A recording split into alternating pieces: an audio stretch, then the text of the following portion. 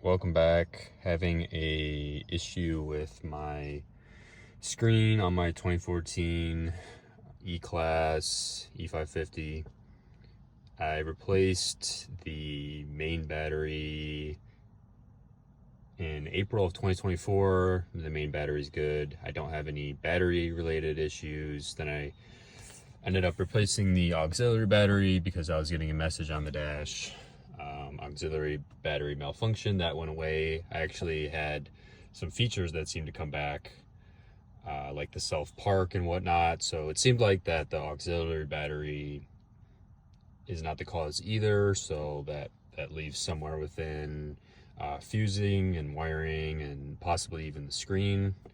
So worst case, I might just have to replace the screen with an aftermarket one, which I was thinking about doing anyway. But of course, in the meantime, it's still a little bit annoying, or just for anyone who is having this issue. But this is just going to be also how to take this trim off. I haven't seen any videos on my car specifically, but it's not too difficult. Most are similar, but of course with the facelift, it's a little bit different design with the trim. So first thing you need to do is open up the glove box, and then when you look underneath here, you'll see these two metal tabs, and you'll need to pull both of those all the way down.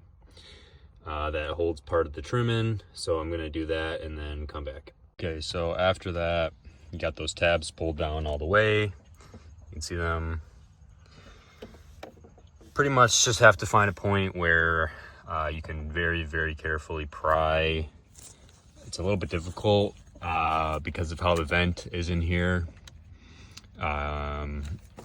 Maybe there's a way that it separates, but as you can see, it's all just connected right now. So I pretty much pried. You can see it's just some clips in there, two on the bottom there, and two on the top. So you just have to kind of carefully pry it out. I actually kind of was able to get a little bit of space in the center, and then pulled, and then also pulled on the edge. After that, you'll want to come back over to the driver's side. This piece is also pretty difficult to get just because of the location of it. So I kind of was able to get my hand underneath here and pop it somewhat loose out of there. You can see it's pretty much just this part. And you also will need to slide this out, but there's a couple bolts that will be holding that in. So get this piece off. Just some clips over here.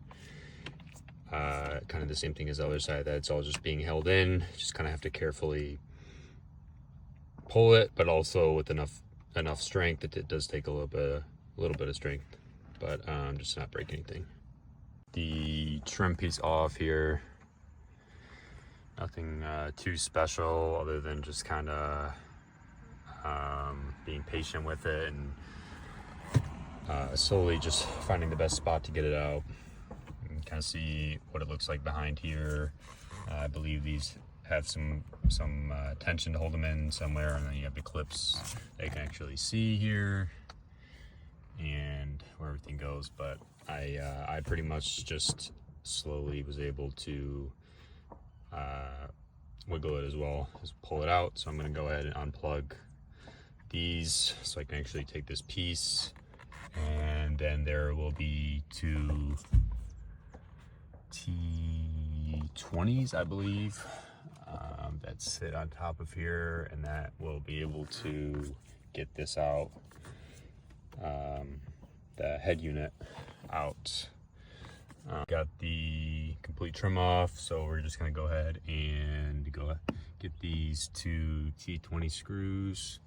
You'll need something, a ratchet like this, something a little bit smaller because it's going to be tight in here, but not too hard to get to. And that should be it, and then this should just be able to slide out. I just ended up taking the T20s all the way out. I have heard that you do not need to, but I couldn't seem to get it out without taking them all the way out. And then I pretty much just did two hands on the radio and pulled, or the head unit and pulled, and then slides out, and you'll have, can't quite see it, But right here, underneath here, there is a little plug here that you'll need to, or a little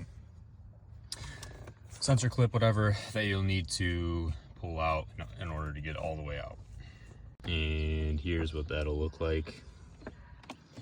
And after that, it'll just come right out. We got our head unit all the way out pretty much. What you'll do is go back and then hold down this little tab right there and pull up. So just kind of pull up like that. And then you'll actually get the entire connection here. And you can see that there is a fuse that is in there.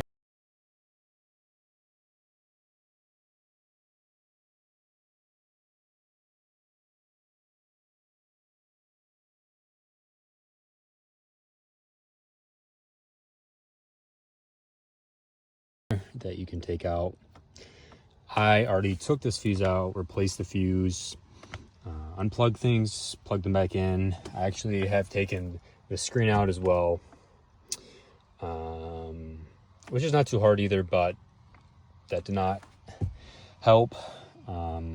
Just to show you guys, here in the trunk, this is where the fuse box will be at in the trunk.